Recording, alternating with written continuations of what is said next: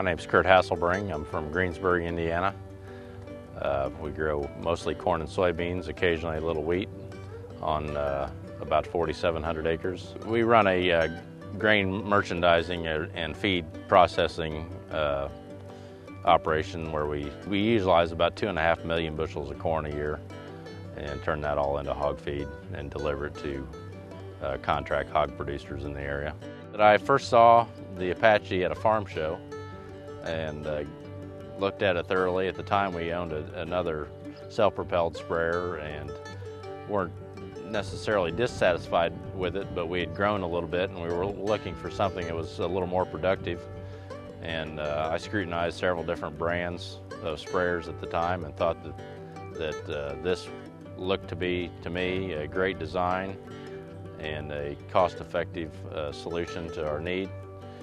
And I can say now, 9 years later, that it's met my expectations completely and exceeded them really. Before the other self-propelled sprayer, we had a boom mounted on a tractor with saddle tanks. It's so much more productive. I mean, we can spray at speeds that are maybe 3 times faster than what we were comfortable spraying at with a tractor. We've got a larger product tank, a wider boom. The capacity is by far the most significant difference. We probably get triple the amount of acres covered in a day's time that we did with a tractor-mounted sprayer.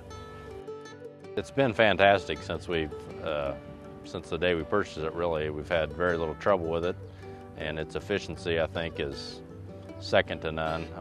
Since we've owned the machine, it's sprayed approximately 90,000 gallons of product and covered approximately 80,000 acres.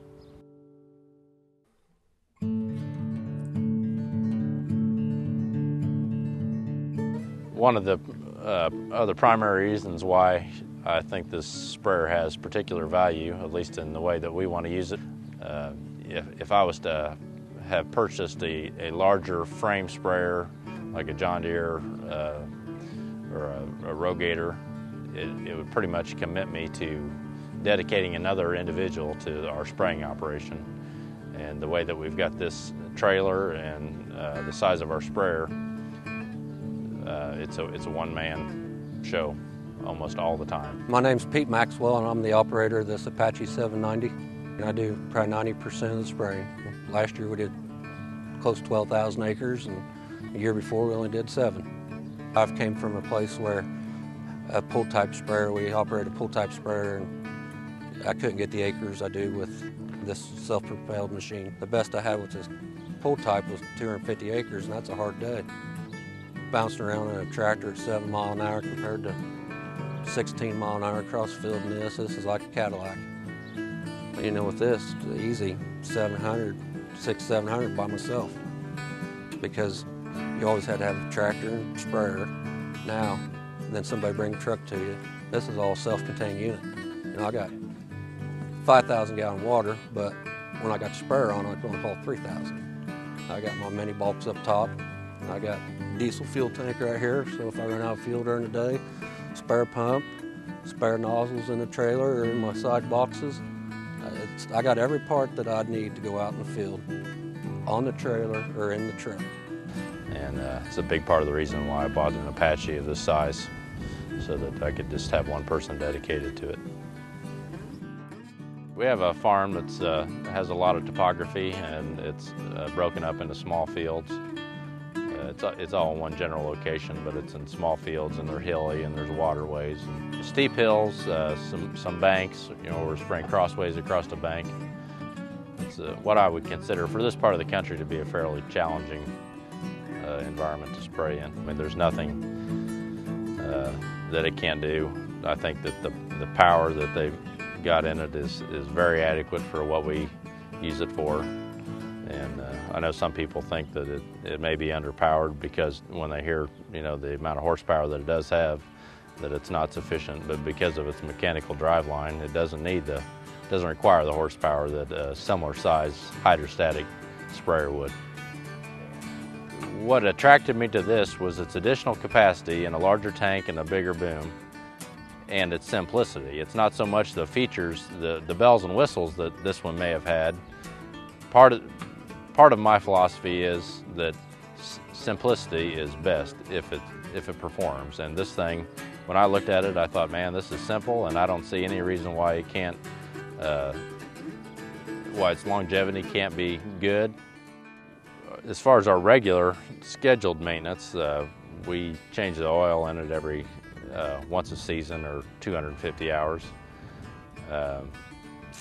We give it every time. After we've used it several days in a row, we will bring it in and thoroughly go through it and look it over and give it the necessary service. But as far as unexpected repair, we've had very little. The only real significant problem that I would say we've had with it since it was new was the main hydraulic pump.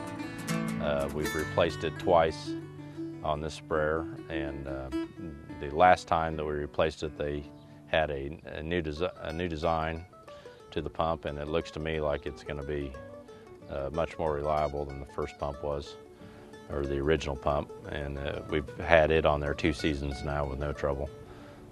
I'm sure there's been some nickel and dime things that we've had to do to it in the 9-year period that we've owned it, but they've been so insignificant that I can't even recall what they were really. They're mostly spraying system related, like a hose that got weak or a valve that needed to be replaced or something like that. Nothing with the drive line at all or the engine.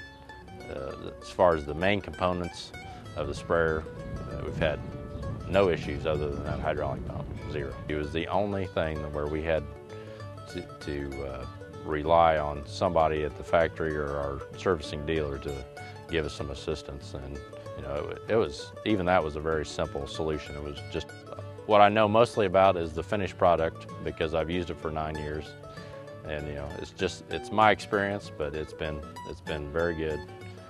And what probably reinforces my confidence with the company more than anything is an opportunity, or the opportunities that I've had in talking with the ownership and the management, and them having the opportunity to impart their philosophies in design and engineering to me, and they just make sense, and they go right along with what I would think I might want to do if I was in a similar type business. Going back to when the principals in equipment technology started their endeavor to design a sprayer, they realized that simple things like the power requirements of a hydrostatic system were a reliability concern and a cost concern, and that there were simple solutions to avoid that were reliable and less cost. And they made a commitment to employ those types of technology and mechanical engineering into their product, and in my opinion it was a very good decision. And they seem to me to be very committed to their customer satisfaction.